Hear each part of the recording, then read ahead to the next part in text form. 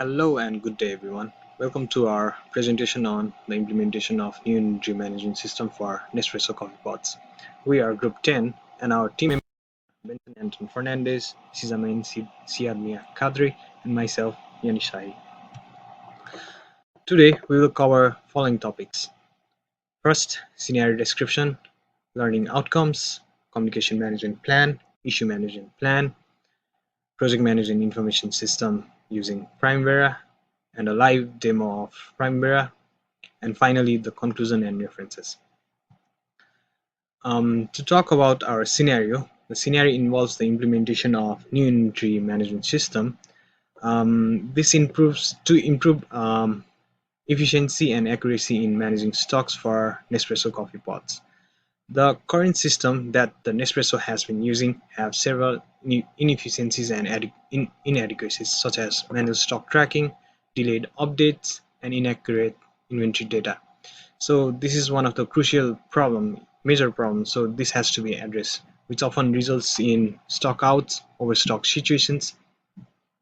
The key parties involved in these projects include the CEO, who oversees the strategic direction, the IT manager, who is responsible for the technical implementation, the store manager, who manages daily operation, the inventory clerk, who handles stock entries, and lastly, the vendor, who supplies the coffee pots.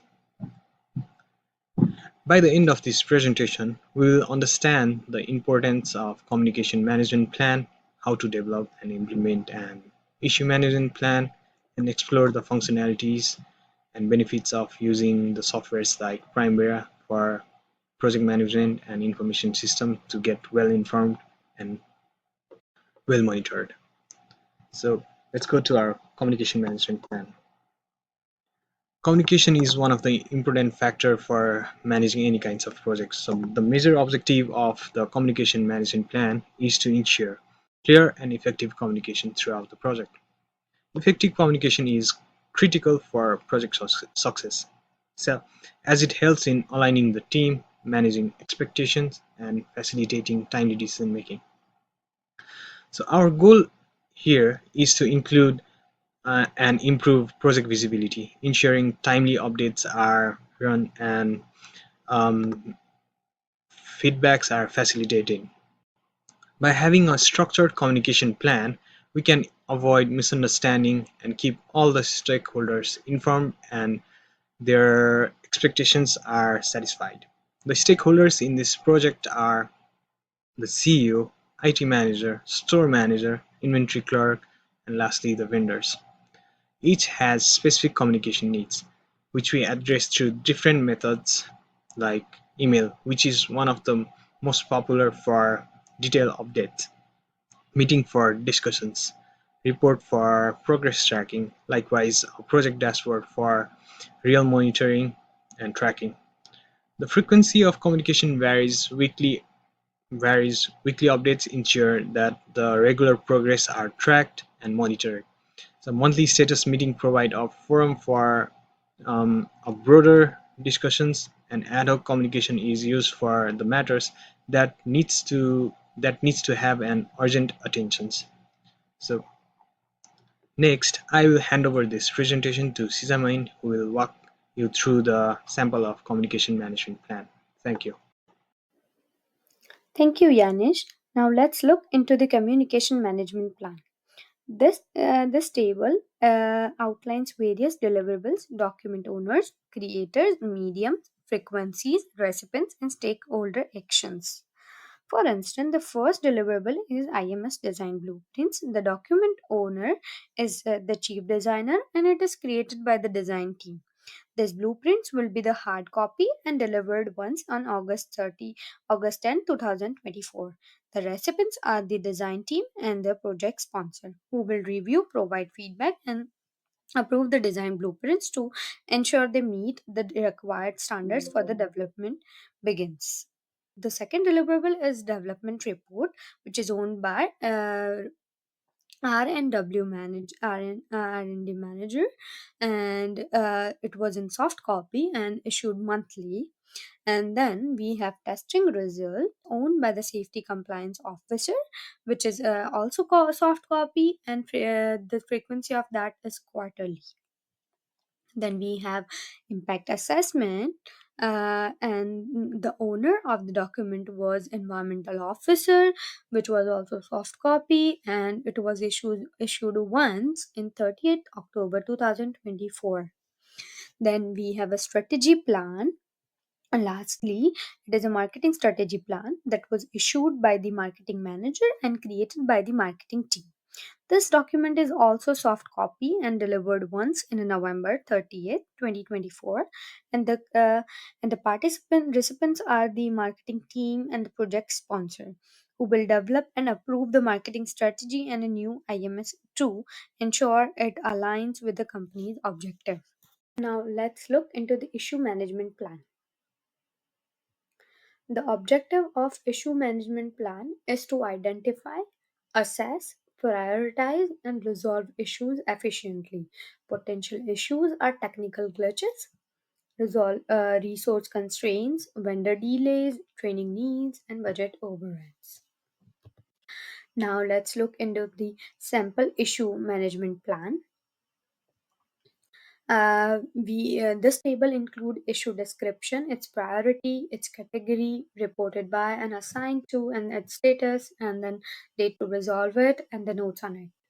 So our first issue is delayed shipment of materials, which is high priority logistic issue, reported by procurement team and assigned to project management, the status of which is open and it should be resolved by 10th of November 2024, and project manager should follow up with the suppliers to expedite the delivery.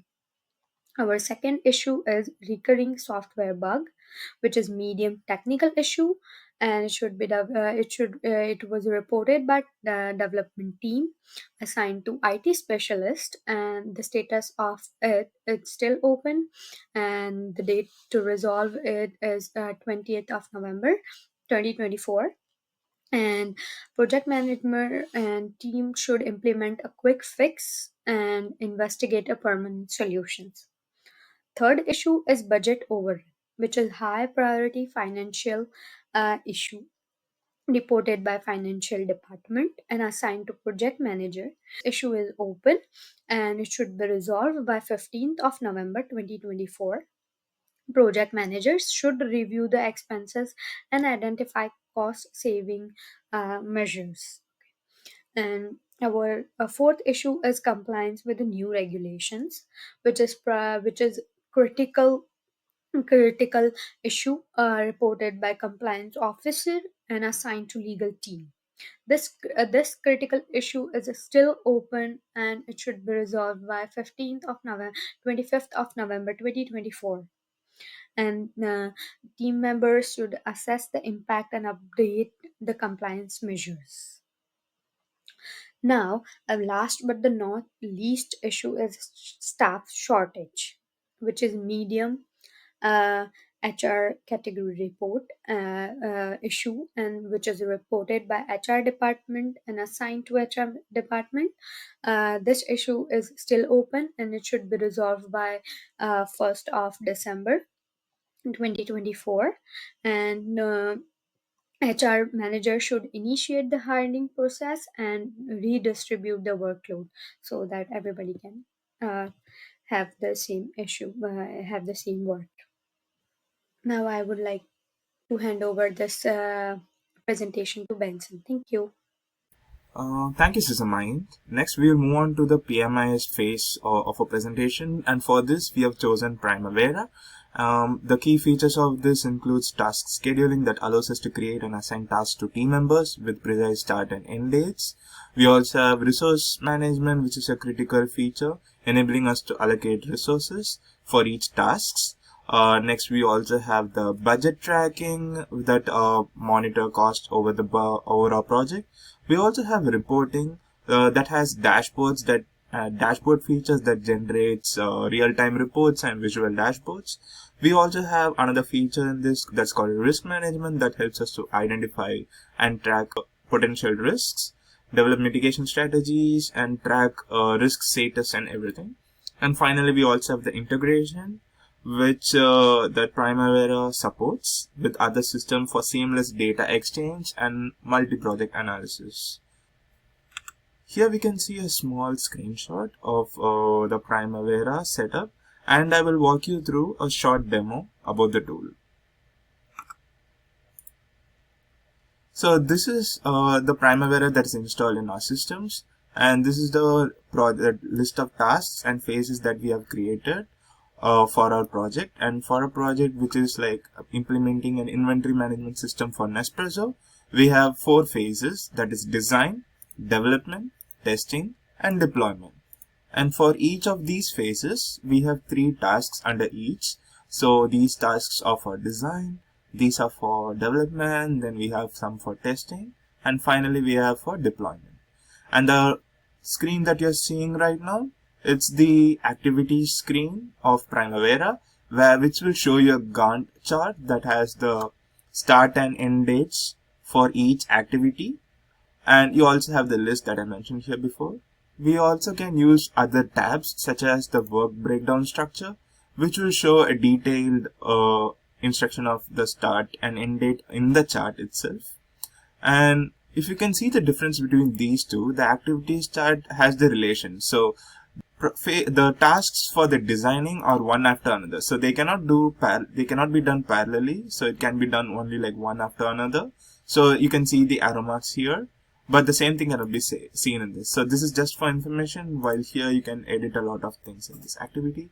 And to add a new task, you just click on plus button on the right side. You will enter an activity date, activity name, an activity ID, and then you click next. Then you just select under which phase we are adding this to. Let's say we are adding it for deployment. Then we'll click next, and then we'll select it as task dependent. And we'll click next. Then we can assign the resources here for this small thing, and assign myself.